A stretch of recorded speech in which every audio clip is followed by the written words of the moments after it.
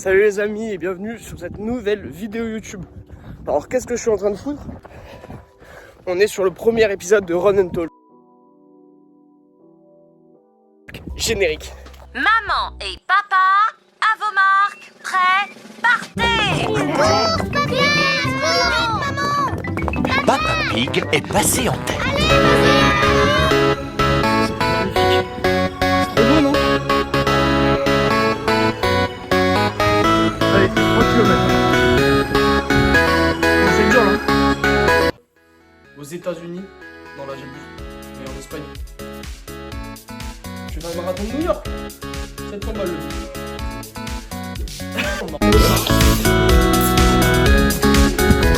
Putain de merde, il pleut comme une pute. Qu'est-ce que Run and Talk? C'est simple, je cours et je parle. Simple. Pour ceux qui m'ont connu avec les dernières vidéos que j'ai fait, du style la plancha, 24 heures en forêt, tout ça. Avant ça, j'ai commencé ma vidéo YouTube en faisant de la course à pied.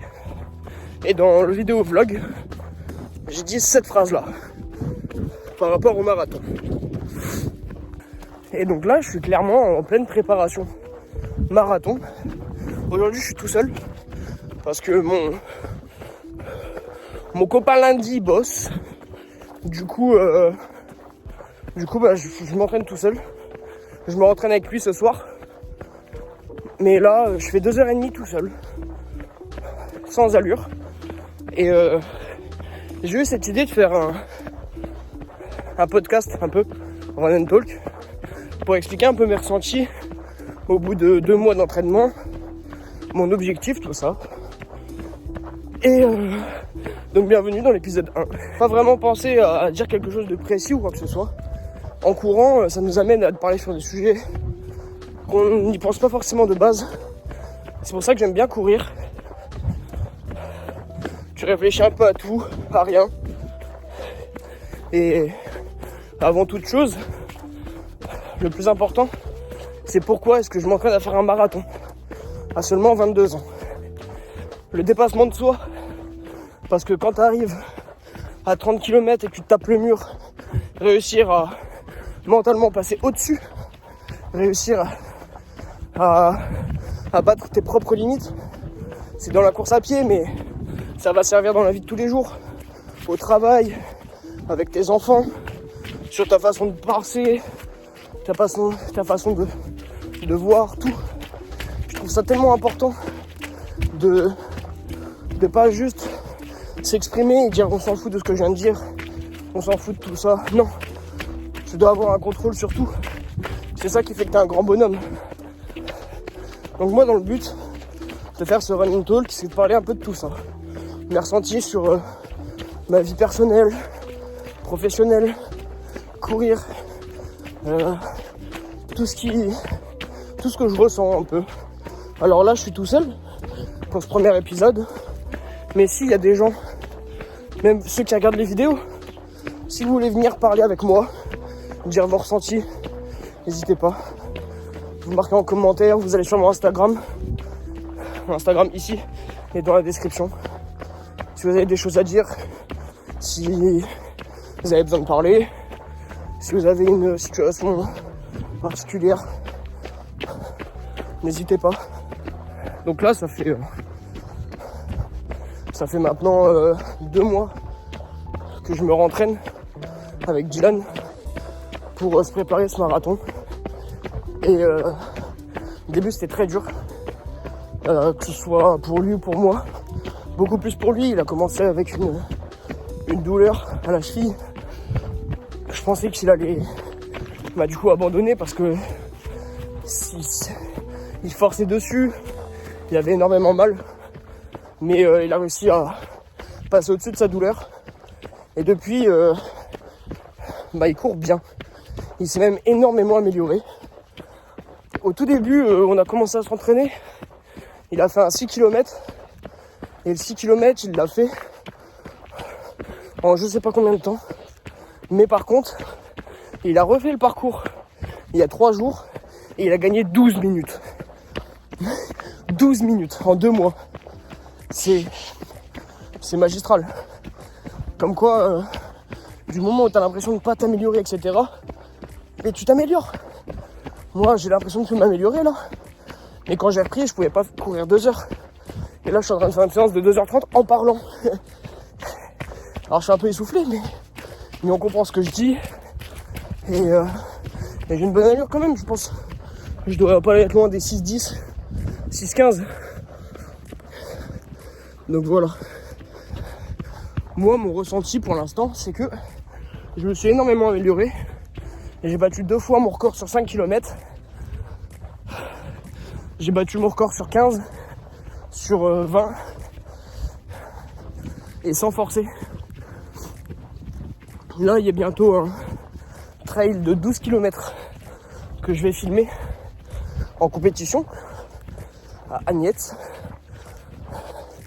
Mon objectif, 12, si je le fais en 55 minutes, je suis content. C'est un 12 km en trail. Donc ouais, je pense que c'est bien. 55 minutes. Après, j'ai un 10 km sur route où j'aimerais bien faire 45 minutes.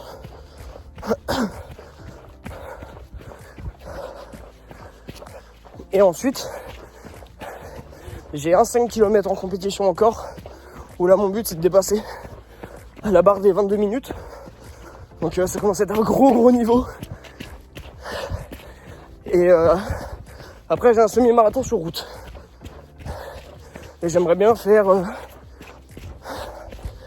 si je dis 1:30, c'est trop. Je pense que si je le fais en 1:40, je suis content. Mais 1:40, je pense que je peux faire mieux. Si je continue à être aussi assidu en courant, je pense que je peux descendre en dessous de 1:40. Après, tout dépend du dénivelé, tout ça. Et le 8 juin, le marathon de Chantilly. Premier marathon, ça m'aura fait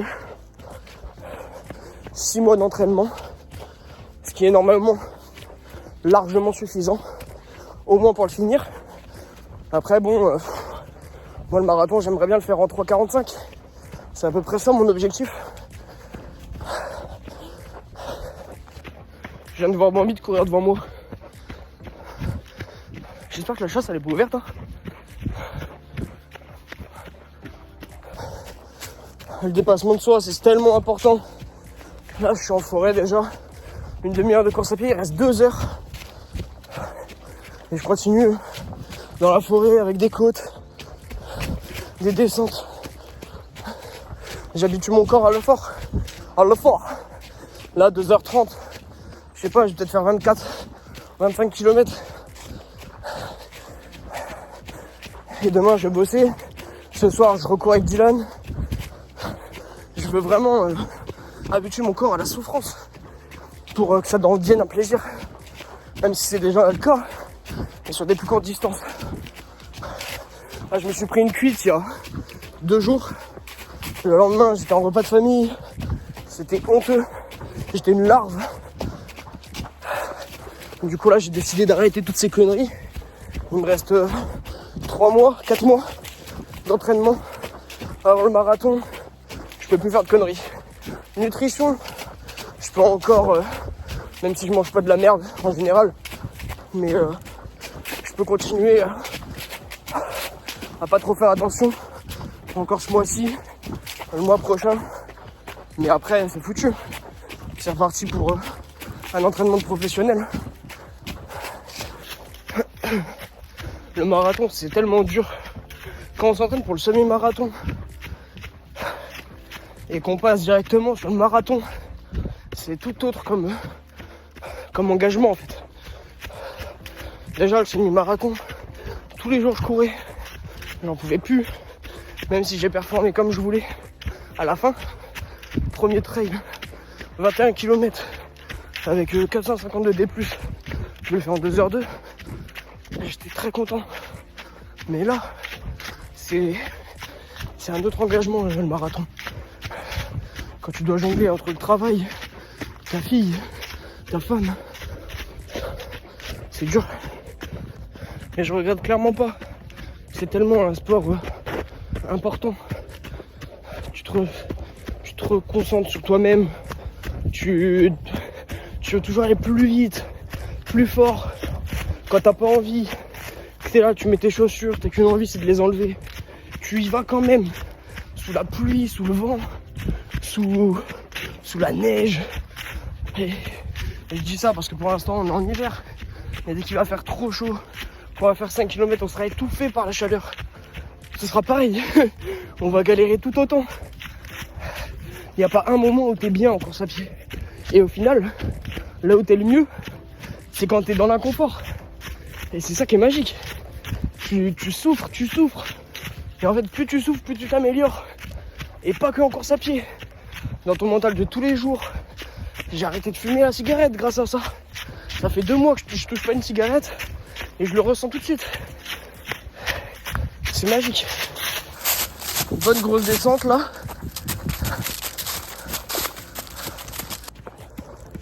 Moi là actuellement, niveau professionnel, je suis conseiller vendeur.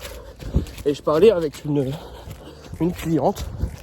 Et je disais bah oui, j'ai une petite fille, tout ça. Bref, je parlais un peu de ma vie. Et elle me dit, vous avez déjà un enfant et tout? Je lui ai répondu bah oui. Elle me fait d'accord, c'est bien, tout ça. Elle dit mais vous avez la patience, tout ça. Enfin, elle avait un peu de mal à comprendre comment je pouvais bien éduquer ma fille, sachant que je suis pas totalement moi éduqué. On n'est pas éduqué à 22 ans. On a les bases. On est en train de justement là. Je paye un loyer. Je comprends ce que c'est l'importance de l'argent.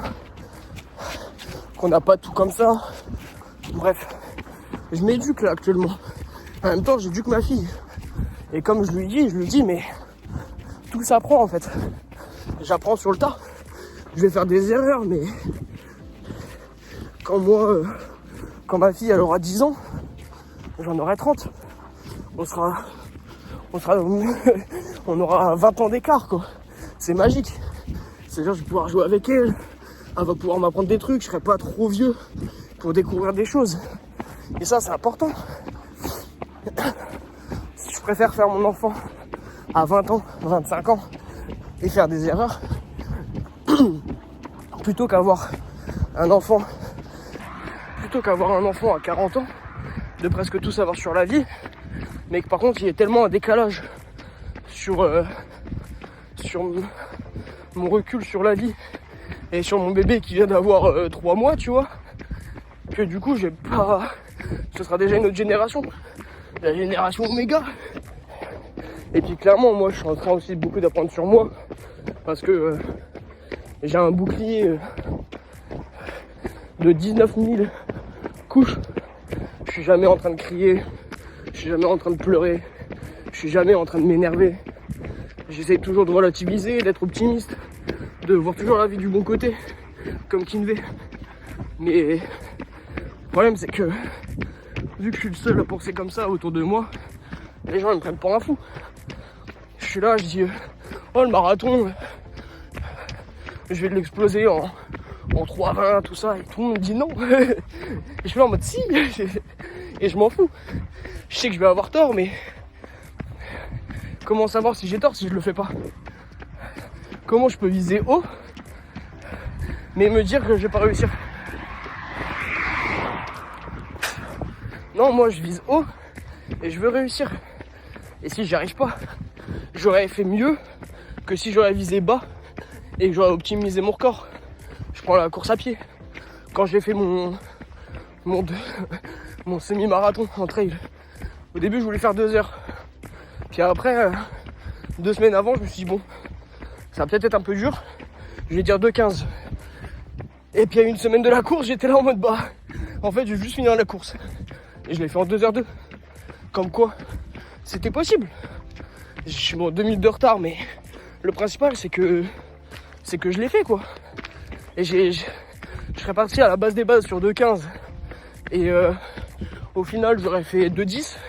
J'aurais été content. Alors que là j'aurais fait 2,10. Je me serais dit bon, et ben c'est pas grave, je peux encore m'améliorer. Voilà.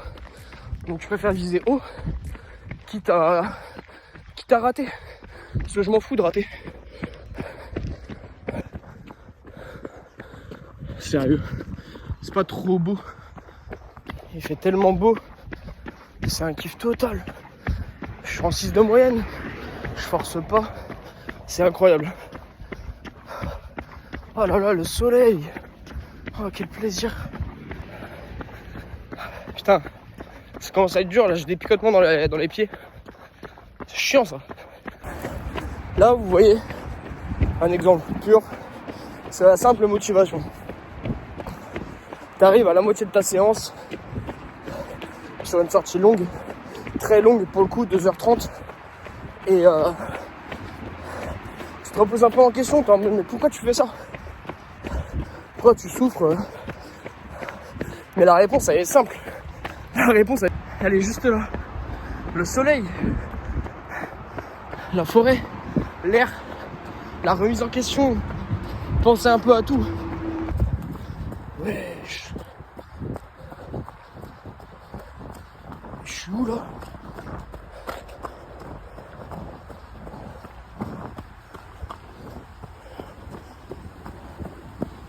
Qu'est-ce que c'est que ça?